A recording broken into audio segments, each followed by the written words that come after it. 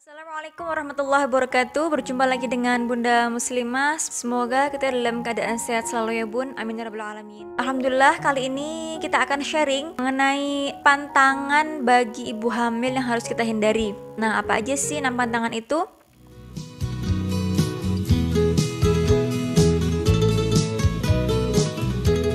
Ya, pantangan yang pertama yaitu hindari merokok dan juga alkohol. Merokok itu jelas ya Bun, memang harus menghindari zat-zat yang terbuat dari tembakau karena itu akan merusak perkembangan janin dan akan membuat sang bayi lahir dengan cacat. Alhamdulillah mendalik ya. Dan yang alkohol itu sudah pasti haram ya Bun ya. Jadi memang tidak ya, bagi bunda-bunda muslimah memang itu tidak digunakan meskipun tidak hamil ataupun saat hamil karena memang haram. Kemudian yang kedua yaitu kafein. Nah, kita harus memberikan pantangan kepada kafein bagi bunda-bunda hamil karena konsumsi kafein yang berlebih itu akan mempengaruhi perkembangan janin yang buruk dan akan memberikan efek kontraksi juga dan akan menimbulkan keguguran ya. Na'udzubillah min dzalik. Dan kafein itu tidak hanya terletak pada kopi, tapi juga pada teh dan juga coklat. Nah, bagi bunda-bunda hamil di trimester pertama itu sangat harus dihindari dulu, kecuali kalau nanti sudah masuk ke trimester ketiga, itu kalau memang sangat kepingin banget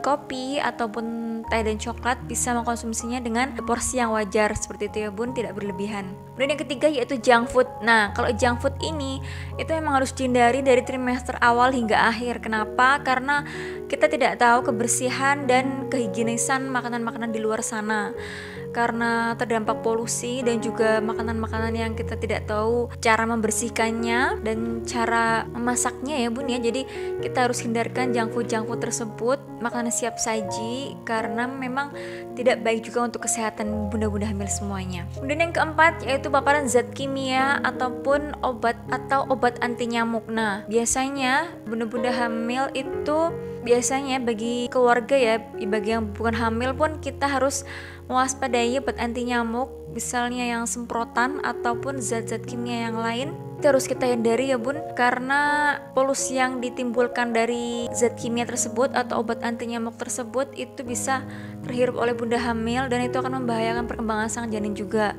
Nah, kewaspadaan pula harus ditingkatkan pada bunda-bunda hamil yang tinggal di daerah pabrik, karena di situ akan memberikan dampak negatif yang terjadi karena polusi yang berdampak kurang baik untuk kelangsungan udara si ibu hamil. Kemudian yang kelima yaitu obat tanpa resep bidan ataupun dokter. Nah, bagi bunda-bunda hamil yang sedang sakit, kebetulan sakit apapun, itu harus melalui resep dokter untuk obat-obatnya. Jangan langsung kita membelinya di warung ataupun apotek tanpa resep sang dokter seperti itu ya Bun.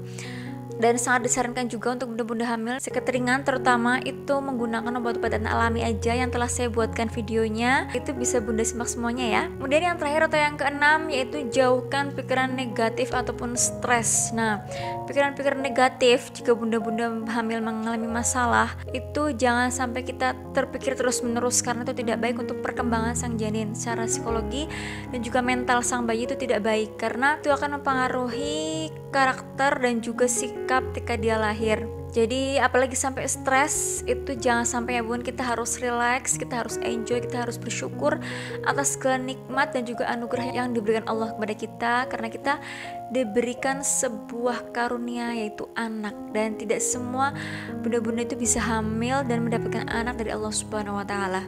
Ya, itu dia 6 pantangan yang harus dan sebaiknya kita hindari ya Bun, karena memang kita harus menjaganya ekstra.